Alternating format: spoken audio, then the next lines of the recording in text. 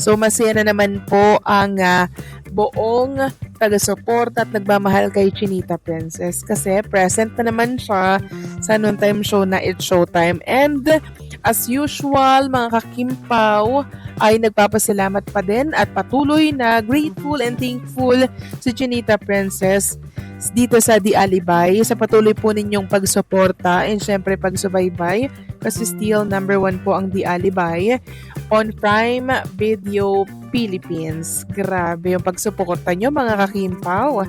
Talagang to the highest level. Samantalang next topic naman tayo, ito po yung pinagkakaguluhan mga kakimpaw sa mundo ng social media. Kanina pa to.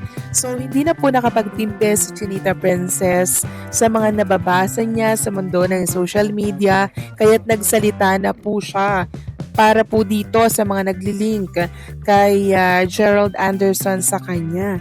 Sabi nga po ni Kim Chu, nakakaloka yung feed ko Kung makapag-relapse akala mo talaga di tayo niloko 15 years ago. Tapos natawa siya, char na char. So nabasa niya din kasi mga kakimpaw na ang dami pa rin nag-ship dito kay Gerald Anderson. So dahil nga po sa beso na yon na nangyari po sa Star Magical Christmas 2025, eto't kung ano-ano na po yung nagsanga-sanga na mga bali-balita, no mga kakimpaw. Grabe yung paglilink nila kay Chinita Princess sa kanyang ex. Kaya nagsalita na po si Kim Chu. Itong salita niyang to kanina sa kanyang ex account ay bilang harangin or bilang patigilin po ang paglilink sa kanya kay Gerald Anderson kasi maging siya hindi niya po gusto yung mga nababasa niya sa mundo ng social media. Kasi ayun niya na nga pong balikan yung nakaraan, di ba? Ang sakit ng nakaraan na yun, mga kakimpaw. Niloko po si Chinita Princess. Tapos meron pang gustong magkabalikan sila. Sus mio Marimar, kung love na love niyo si Chinita Princess, hindi niyo nagugustuhin pa na ipahamak si Kim Chu. Diba? Kung love na love nyo talaga si Kim Chu, hindi nyo ililink ulit si Kim Chu sa taong nanakit sa kanya 15 years ago.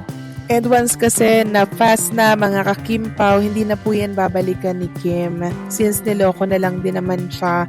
Pwede kaibigan, oo, friends. Pero yung makikipagbalikan, no, ex, SX. Ex na po si Gerald Anderson kay Chinita Princess. Kaya sa mga patuloy na umaasa dyan, sa mga Kemeral dyan, wala na pong pag-asa si Gerald kay Kim Chu. Dahil meron na pong present si Kim na kung saan ay mas worth it, no, na mahalin. Walang iba kundi po si Paolo Avellino. Si Paolo Avellino na deserve ng isang Chinita Princess. Chinita Princess na lagi pong mamahalin, iingatan, and syempre papahalagahan yung pagmamahal na inaalay po ni Kim Chu. Diba? And si Paolo Avellino lang yung nakikita ko mga kakimpaw na gagawa nito for Kim Chu. Diba? So, please lang, sa mga patuloy pang naglilink dyan kay Kim Chu, tigil-tigilan nyo na po yan.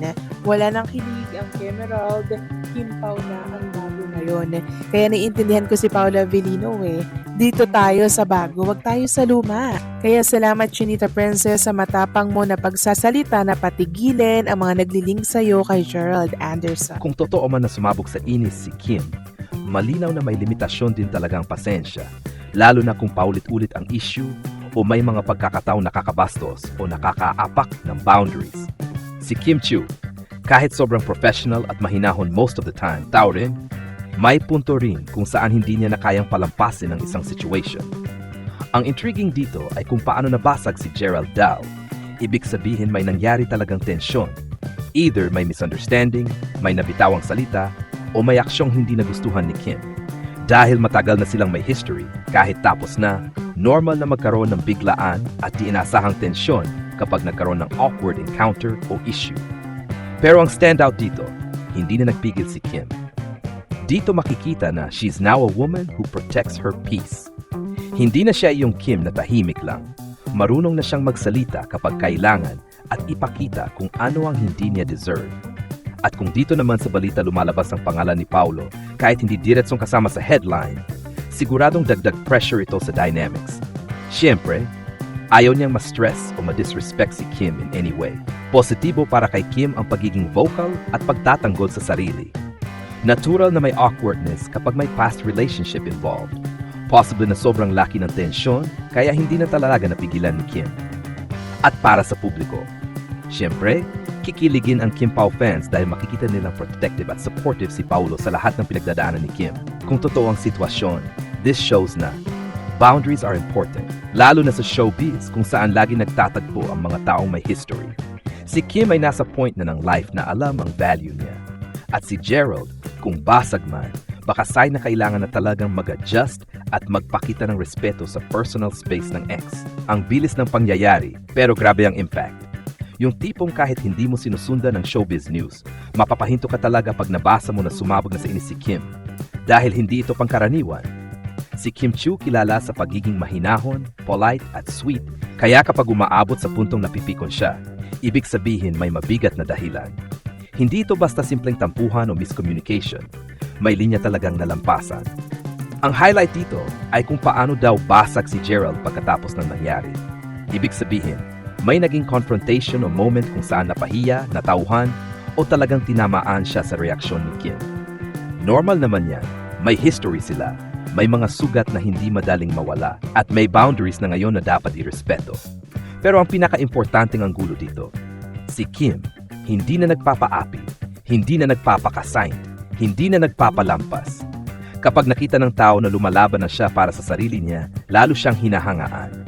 Ibig sabihin she's more mature, more confident, and more protective of her peace and self-worth. Dagdag pa dito, may factor din na si Paulo Avellino ngayon ang madalas nakikita sa tabi niya. Kaya mas expected na ayaw niyang ma-involve sa stress or negativity, lalo na kung galing sa past relationship. At kung totoong nangyari ang tensyon na ito, siguradong mas lalo pang magiging protective si Paulo sa kanya. At alam naman ng fans, lalo na ng Kim Pao supporters, na kapag may ganitong issue, mas tumitibay ang chemistry at closeness nila. Ang mas malalalim na take dito, 1. Kim is done with old cycles. Kung dati kaya pa niyang pagtiisan, ngayon hindi na. She's choosing herself, her peace, and her well-being. At dapat lang. She's been in showbiz for nearly 2 decades. She knows her limits. 2. Gerald being basag says a lot.